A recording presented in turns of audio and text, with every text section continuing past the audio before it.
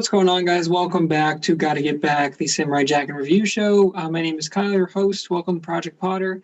Welcome to episode 58, guys. We are getting towards the end there. We have only 4 episodes remaining after this one of Samurai Jack in total. So if you haven't seen the show before, welcome. This is a recap of every episode of Samurai Jack. We do a favorite character, a favorite scene, a score out of 10, and some trivia. So we're going to kick it off here with the recap here, guys. We start this one and we follow this one really with Ashi for most of the episode. If you remember, guys, Samurai Jack went off with the ancestor or the samurai ghost, basically. And Ashi's looking for him. And so we begin with Ashi in a blimp. And there are these 2 creatures who are like robed. And they're asking, is she the one? I can sense her evil. And she's like, I'm looking for the samurai. And they're like, don't hurt the samurai. And she's like, no, I'm looking to help him. And they're like, oh, you know the samurai? He helped us. And then it's revealed it's the Woolies. The Woolies are from the early seasons where they were enslaved. And there's like kind of a recreated scene where they're like, oh yeah, Jack showed up and helped us and saved our lives. And Jack is like beating the little Martian guys or whatever. But Jack looks a little off, so I didn't love the animation here, like the new animation with Samurai Jack, but that's okay. But Ashi, basically, they're like, oh yeah, the last guy like dropped off at this point, and they get to a certain point in the forest, and like the blimp, and she's like, okay, thanks, and she jumps out, and the guy's like, you're supposed to jump out with the parachute, and she just goes over, and it's really cool because Ashi like lands where she's got like her scythe on the chain, and she throws it, and it wraps around the branch, and she uses that as like leverage to stop. So Ashi is still pretty badass, even though she hasn't really been fighting too much lately. But she's walking around, and we see a quick thing of Scaramucci, who's still alive, and his head's bopping around. But we do cut back to Ashi in the forest, and all these Aku beetles are going by.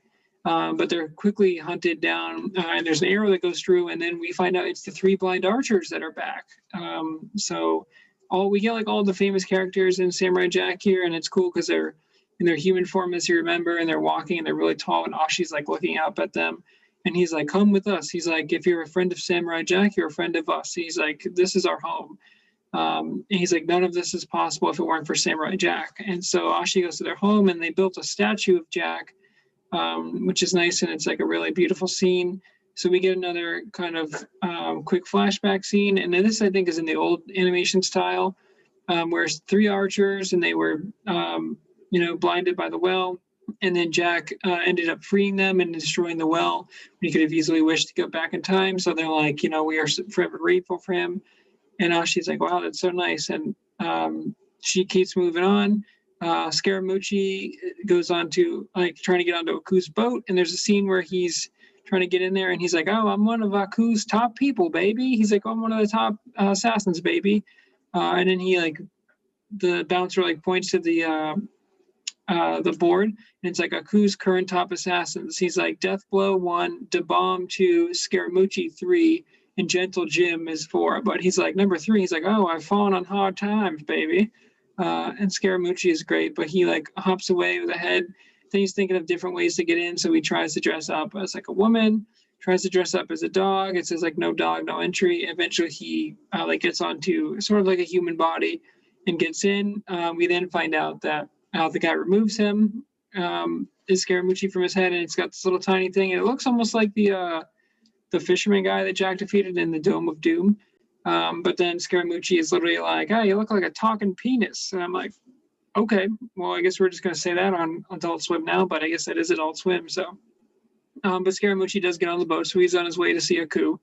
And then Ashi shows up to this big stage with the music, and somehow she stumbles upon Olivia and the people with Samurai Jack, and they all hold up S's with their hands, and she drops a song where they're like, I'm looking for Samurai, and they're like, Samurai Jack, they're like, we'll never forget you, and they sing the song where they basically tell about how Jack came and saved them, and they were all entranced, and Ashi does this little dance with them. So she keeps going through all these different, famous people that Jack ran into, and they're all just telling the story about how Jack helped them.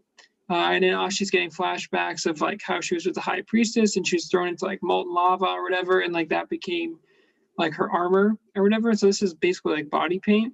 And so she finds a waterfall, and she jumps in there, and she uses a brick to scrape off everything. And then she's naked. So she's like, oh no, I need to find something. So she like crafts a leaf suit. So that's kind of weird, but it's a nice little sentiment. She like undoes her hair, so her hair's nice. And Scaramucci's on the boat, and he's like, hey, baby. He's like, why don't you fetch me a drink? And she's like, I don't work here. And there's like a random woman walking by, and she kicks him. But he gets on the phone, and it's like, he tries to call a coup, and it's like, you like to accept a collect call from Scaramucci? And he's like, I guess so. And he's like, a coup, baby. And he's trying to tell him that Jack lost his sword, but there's like a lot of background music. So he goes over there, and there are these three like dogs in the kind of human forms. And I think these might be the ones from like the first couple episodes of Samurai Jack, but I'm not sure. But he's like, how about you go fetch someone's shoes, Rover? And he's like, Rover? He's like, you think you call me a dog? And so they literally kick Scaramucci out. We cut back to Ashi, and she's got like this big leaf now. So she's really like reforming her image. And she shows up at this old tavern, and I was excited for this one. She shows up to where Jack met the samurai. And there's all these people who are hanging out in the bar. And there's like the Spartan and everything. And it looks like it's just all the past people that Jack has run into. And she's like, I'm looking for Samurai Jack. And they're like, Samurai Jack did this to me. And it's like this dude with all wires as a head. And they're like, Samurai Jack, they're like, I'm only staying apart because of these Band-Aids or whatever. And like someone takes a Band-Aid off, and the guy's arm falls off. And then he's like, he punched me in the head. And it's just a funny little bit. And then the barkeep is the samurai, who's like one of the favorite characters. You guys can watch that review that I did. And he starts going through, and he's like, oh yeah, baby. He's like, Samurai Jack came in. He's like, but I was in my prime. He's like, I was the samurai. And there's like a flashback, and this looks a lot more like the old style, but it's kind of jazzed up a little bit. No pun intended. But he's walking through, and like how he had the fake muscle suit, and he's saying how he was like the best. And he's like, I got the Funka Chop. He's like, the Funka Chop was good. He's like, and then I had the Whack a Heck. And he's like, of course I had the turkey carve. And it's just like him cutting into a carve. Then we get this really awesome like retro shot of like Samurai Jack, and he's looking down, but he's like half blue and half red. It's like Miami Vice, basically. It's really, really cool. And he's like, well, then he showed me the real way to be a samurai. He's like, so then I couldn't live up to it, whatever. So he's like, I like ended up being a barkeep for this town for 50 years or whatever. So obviously he became very disappointing. There's a brief second where Demongo shows up, but he doesn't. It's just weird. I thought it was really weird that he was involved here. So he shows up, and it's not the same voice actor as the original, so it's not as good. But he's like, I have returned, and then he just closes the door. So it's kind of just like, all right. But Ashi keeps going on her way. She keeps running, and eventually she gets to like a green graveyard, and she finally finds Jack, and he's sitting there like meditating with the sword, and the ancestor that's walking by on the horse kind of gets off his horse. And then it's kind of weird because he's like really big proportioned, and Jack is sitting there and he's concentrating, but the samurai ghosts come out and they're all surrounding him. And he's like, you can watch, but he's like, you cannot proceed any farther. And she's like, watch what? And he's like, the end. And then Jack has a sword, and he's like about to stab himself with a sword. Ashi runs, and she's like, no. She's like, you don't understand. And the force ghost like hits her. And she's like, no, she's like, there's hope everywhere. She's like, don't you understand? She's like, you saved me. She's like, you literally saved my life. And she's like, you saved these children. And eventually she tells the samurai ghost is like coming after her, and he's like striking at her, and she has to dodge, and Jack won't move. And it's like, Jack is sweating, but you can tell he's just like ready to commit and like ready to kill himself. And these ghosts are obviously coercing him in there. The samurai ghost like grabs Ashi and throws her, but she's like, no, the children, they're like, oh, you killed the children. And she's like, no, the children are all alive. She's like, Jack, they're all okay. And that's when the samurai ghost comes over, and he's like, no more words. And he goes after Ashi. And that's when Jack saved her at the last moment, and then he easily just like slices her. And then the samurai ghosts just like go back into their tombstone. So I thought that was kind of weak, but I would have liked him to like vanquish all of them. But the idea is that like Jack vanquishes his demons, and he's ready. And she goes, wow. She's like, she says like, hope is all around you. She's like, I've seen it. I visited the people you helped. And then she goes, what's next? And Jack goes, it's time to find my sword. And it's like, that is how the episode ends. Okay, guys, the magic sword for this one, it's got to go to Ashi, because Ashi is really like, I got to give her credit. She goes and sees all the different places that Samurai Jack helped, and it's great. And I wanted to give it to Samurai Jack, but she is open. Like Jack says, like, you know, it doesn't matter if I tell you the truth because you're not going to change. Well, that's not the truth, because she learns the truth and she realizes that Jack has been helping all these people and all this hope, and she's like, wow, I have been lied to and I have been told the wrong thing. And she's like, my whole world was the high priestess. And she's like, now that I'm out here, it's like, it's a whole different world, literally. So it's like, she's willing to change and willing to see that Jack is doing the right thing, and it feels good. And there's some good in Ashi, and she's not just pure evil like the other daughters. So it's like, she literally ends up losing or scraping off her like image here and changing her whole image. So she's doing a full character arc turn, and it's really nice to see. And for that, I give her the magic sword for this episode. Okay, for Portal in Time, guys. Sorry, I'm fading in and out here, but for Portal in Time, guys, here, it's got to be that scene at the end with the ghost samurai, and just really really cool, because we've been seeing this samurai for, you know, a few episodes now, almost every episode, and we're like, what's going on there? And it tells Jack like it's time to go, and so that's been Jack like contemplating his suicide, and he's been struggling and be like, I'll get through it, let's nuts and bolts, and I'll keep going. And then he just does, like, losing when he thought killing those kids, he's like, that's the last straw, where he's like, no, there's no hope. I can't defeat a coup. I can't get back to the past. He's like, it's time to kill myself because there's nothing else left. And so it's crazy that he's literally like come to the acceptance of like, yeah, I'm going to go join my ancestors and I'm going to kill myself, and this is where it's going to end for me. And Ashi is like, no, and she saves his life. So Jack saves Ashi's life initially. Ashi realizes that, and then she literally says like, you saved my life. And she's like, hope is all around us. I met everyone that you saw, and we see all these uplifting stories about how Samurai Jack saved them. And it's like, he just need a reminder to be like, oh, I did save those people, and it is time to go. And he's like, I need to get the sword back, and let's go. And but that scene where she goes and finds him with the ghosts, and they're all surrounding him, and it's dark and it's really cool. And it seems like Jack really doesn't have any control. It's like an out-of-body experience. That was really really cool visually and powerful, obviously, as well. So that's got to be my Portal in Time for this week. Okay, guys, a magic sword for this one. This one is going to be an 8.5 for me. I thought this was good. It was like a flashback, kind of. It was really like, obviously, like we're seeing all the classic people. It's just a retelling, basically. It's like if you watch any of the best of episodes of like any series where it's like, oh, remember when we did that? And then like they cut back and it's like literally just replaying old footage. So this one was like, oh yeah, we met the samurai, Demongo, 3 blind archers, like the Woolies. It's like, if you've seen Samurai Jack, it's cool. It was cool to see them again, but it was just kind of mentioning like, I really like the way that they told the story. So I give it a lot of credit for that. But it really was like kind of a rehash. But because like it was showing someone else what they done, like we knew what Jack did. Like we've seen Jack, like we've seen the episodes. But Ashi hasn't. So it's cool that they took Ashi, and she was like, no, the samurai, I'm going to kill the samurai. And then she is looking to find him, and she's like, well, maybe I'll be a little open to it. And then she finds all these people, and they're like, Jack saved our lives, and Jack helped us when we didn't even ask for help. And it's like, and she's like, oh, I am on the wrong side. And she changes her mind. So because of that, I'm going to give it a kind of a higher score than I probably normally would. But yeah, I just think it's a good episode, and it really pushes the story forward, and it's a really good kind of character switch, and it seems like they're kind of ramping up the story with only a few episodes left. So it's a good point. Okay, guys, Jack facts for this week. We have a few here. As I mentioned earlier, of course, this episode features the return of the Woolies, the Blind Archers, Olivia and the Ravers, the Samurai, and Demongo. Demongo is the only one I thought was really weird and probably shouldn't have been in the episode.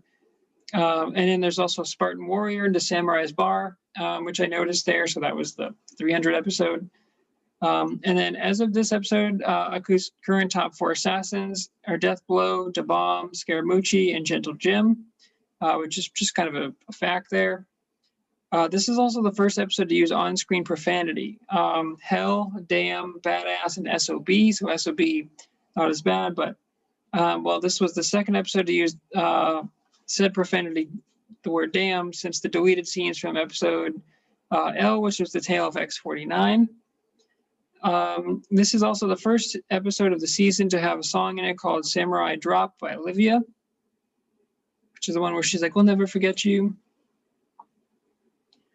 This is also the first episode to use direct sexual humor. So when Scaramucci goes on the boat with the passenger, he states that he looks like a talking penis, which I talked about. So it's also revealed here that the well of King Osric was cursed by a coup. The well of King Osric is the well that Jack freed the 3 blind archers on it.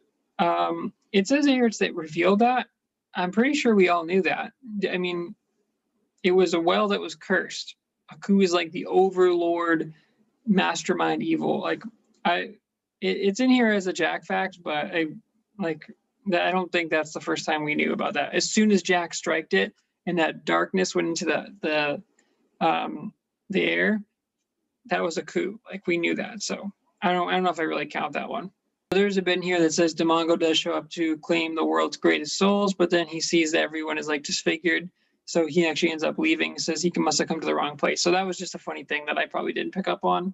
But Demongo is still out there collecting souls, even after Jack kind of defeated him there. So he didn't change his ways, of course.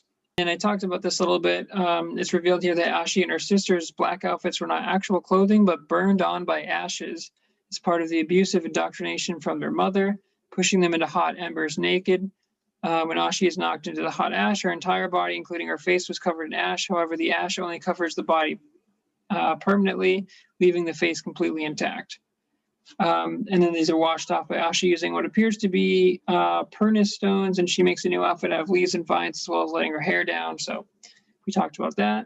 Jack gets his mojo back, and he needs to find a sword. That's not really a Jack fact, just kind of what's going on there. The actual act of suicide that Jack was attempting to do is called seppuku. Seppuku is the form of Japanese ritual suicide by disembowelment. So that does not sound very fun.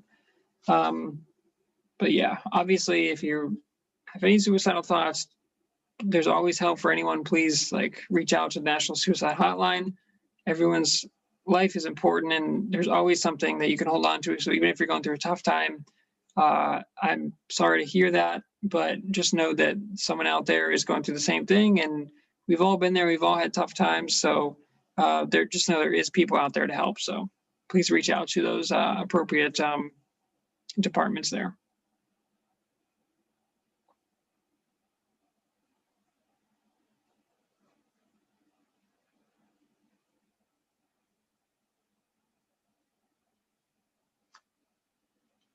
The dogs apparently were based on the Hanna-Barbera productions. Spike Bulldog and Big Dog from the Jetsons, Tom and Jerry, and Two Stupid Dogs, respectively, as well. There's also a robotic Popeye, which I didn't even notice, in the bar. Apparently, Gendy had a shelved Popeye animated film, so that's kind of the reference to that there. One of the thugs resembles Maui from Disney's Moana, which is a great movie, so go watch that. Also a green alien resembling Sailor Moon in there during the rave, which is cool. So the giant samurai that Jack fights is actually called the Omen. And then we hear it's actually a physical entity, not a figment of Jack's imagination. So that's interesting. There's an awkward Jack compliment. I don't think it was awkward. I think it was cute, where he says, I like your dress. And he's like, and what you did with your hair. I was like, oh, that's cute. So they have this as an awkward comment. Bro, Jack's just spitting game. Okay, so I think it was cute. It was nice. There is a mysterious figure, a mysterious girl that leads Ashi to Jack's whereabouts, but we're never told about that. But it does say here that her eyes are very similar to those of the Immakandi. So I'm surprised the Immakandi didn't come up. They were so cool that you would think they would make a huge appearance, but I guess not. But that was too bad. So one of the 4 samurai ghosts here. He actually wears a helmet that greatly resembles Aku's face and head, very similar to the helmet that Jack is shown wearing the promotional artwork for season 5. I think that was his bike.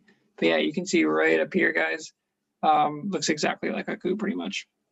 So a couple of goofs here, guys. This one's interesting. So as Scaramucci tries to get onto the board, while using a dog body, the sailor points out that there's no dogs allowed. However, as Scaramucci tries to quiet down the noise on the ship, there are dogs who have been allowed passage. So there were dogs allowed, just not all of them. These dogs are sentient aliens, so they're allowed to board. The restriction applied to real dogs only. Okay, so that's super interesting. But on that weird note, those are finally, again, I'm not going to list all these because there's so many on screen. So sorry for the ramble here, but hope you guys enjoy those Jack facts. But those are all of our Jack facts for this week. All right, guys. Well, that's it. That's another episode of Gotta Get Back. We are getting down there. We have only four remaining now, guys. So we are 60% done now. So 4 more weeks. Thanks for checking out Project Potter, guys. Thanks for checking out Gotta Get Back. We'll be here the next 4 weeks to finish off the series. Like, comment, subscribe, ring that bell notification. And until next time, guys, gotta get back.